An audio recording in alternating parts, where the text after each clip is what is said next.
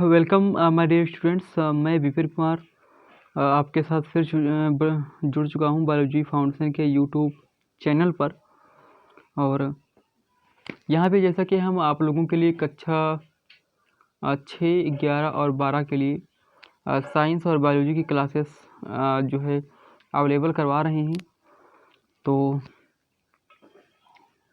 ये biology foundation का हमारा यूट्यूब चैनल है, इसका लोगो भी आपके सामने दिख रहा है स्क्रीन पे।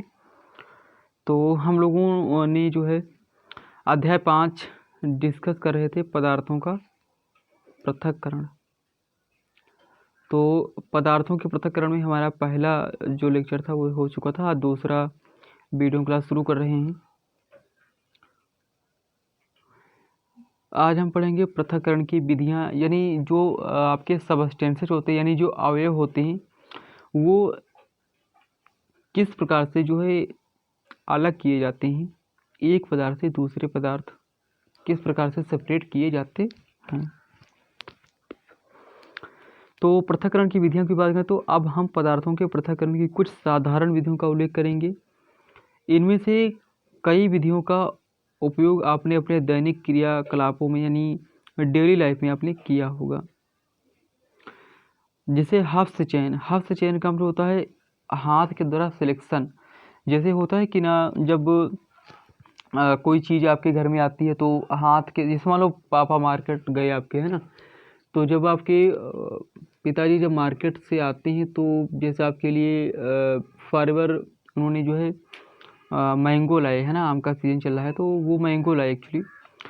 तो मैंगो में आप सेलेक्ट कर लेते हो कि चलिए अच्छा वो वाला दशहरी आम मेरा हुआ, वो बिट्टू का हुआ, वो जो है दीदी का हुआ। तो इस प्रकार से होता है ना कि आप अपने लिए अच्छा सेलेक्ट कर लेते हो, है ना। ख़राब, उसमें कुछ ख़राब मान लो निकल गए तो उनको आप फेंक भी देते हो।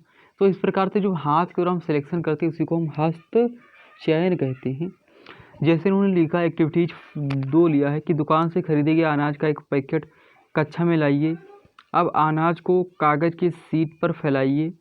क्या आप कागज़ पर एक ही प्रकार के अन्न कण पाते हैं? क्या इसमें पत्थर के टुकड़े, भूसी, टूटे हुए अन्न कण तथा अन्य खाद्य कण हैं? अब अपने हाथ से पत्थर के टुकड़े, भूसे तथा अन्य कणों को इससे पृथक कीजिए। तो होता है ना, जैसे आप एक्चुअली धान जब कुटाने जाते हो तो जो चावल होते हैं, चावल में बहुत सारे आपके जो कण होते हैं, बहुत सारे जो भूस वगैरह होती है उसको निकालने का जो है काम करते हैं, जो खाना बनाती हैं जो हमारी मदर्स होती हैं वो। तो हस्त चयन की इस विधि का उपयोग गेहूँ, चावल तथा दालों से कुछ बड़े मिट्टी के कणों, पत्थर तथा भूसों को पृथक करने में किया जा सकता है। ऐसी अशुद्धियों की मात्रा प्रायः बहुत अधिक नहीं होती है। ऐसी स्थितियों में हस्त चयन यानी हाथ के द्वारा सिलेक्शन द्वारा पदार्थों को पृथक करना एक सुविधाजनक विधि लगती है। जैसे ये एक एक्चुअली ये जो है अनाज से पत्थर के टुकड़ों का जो हस्त चयन कर रहा है, अनाज एक्चुअली इसके पास रखा था और वहाँ से वो बीन के अलग कर रहा है, यानी जो मिट्टी के कण हैं उनको अलग कर रहा है और अनाज को अलग कर रहा है। ठीक है, इस प्रकार से माएँ भी करती हैं, जब चावल बनाने जाती हैं तो वहाँ से जो कंकड़ पत्थर होते हैं कि छोटे छोटे से, उनको वो अलग करने का काम करती हैं। अगला थ्रेसिंग एक्चुअली खेत खलिहानों में चलती है ना। तो आपने खेत या खलिहानों में गेहूँ या चावल की सूखी डंडियों यानी सूखे पौधों के गट्ठर देखे होंगे, उनको एक्चुअली बोझ कहते हैं ना।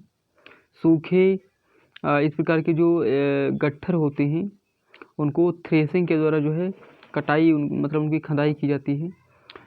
तो सूखे पौधों से अनाज को अलग करने से पहले धूप में उनको सुखाया जाता है और प्रत्येक सूखे पौधों की डंडी पर अन्न कण लगे होते हैं। खेतों में रखे सैकड़ों गट्ठरों पर लगे अन्न कणों की संख्या की कल्पना कीजिए। किसान अन्न कणों को सूखे पौधों के इतने गट्ठरों से अनाज को कैसे पृथक करते हैं?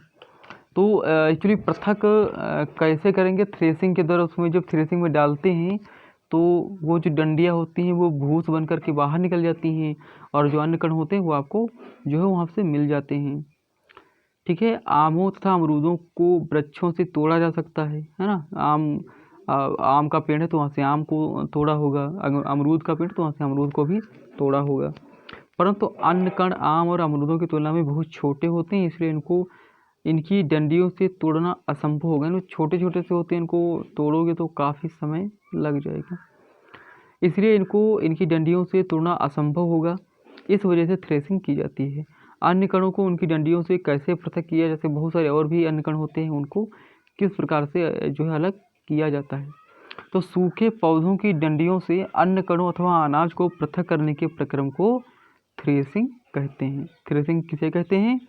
तो सूखे पौधों की डंडियों से अन्य कणों तथा अनाज को पृथक करने के प्रक्रम को जो है थ्रेसिंग कहते हैं। इस प्रक्रम में डंडियों को पीटकर अन्य कणों को पृथक किया जाता है। कभी कभी थ्रेसिंग का कार्य बैलों की सहायता से भी किया जाता है। अत्यधिक मात्रा के अन्य कणों को डंडियों से पृथक करने के लिए थ्रेसिंग मशीनों का उपयोग भी किया जाता है। जैसे ये इंसान जो है वो एक्चुअली में यहाँ से डंडियों को पीट करके जो है वो अलग कर रहा है अन्य कणों को, और डंडियों को अलग कर रहा है ना, अन्य कणों को पीट करके।